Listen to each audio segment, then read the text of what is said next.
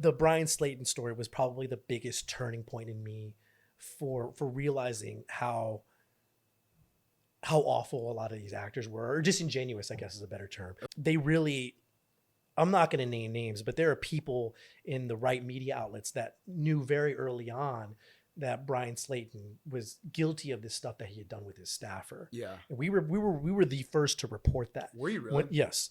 And when I reported on it, I became persona non grata in the far right, or in the grassroots right, I should say. Did you really? Okay. Yeah, people were pissed because Brian Slayton was the grassroots hero.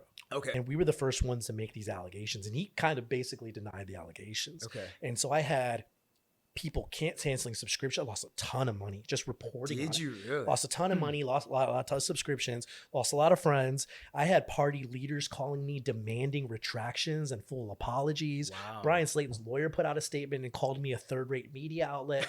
And I'm taking all of this heat, okay? Yeah. And I'm watching my right wing, or my right Republican right media allies who I knew the truth, and they're just letting me take it. And I'm like, I'm sitting there like, this is true. Why aren't you backing me up? And that was a big eye opener for me, where I was like, these guys are disingenuous. They're not producing media. They're not producing journalism.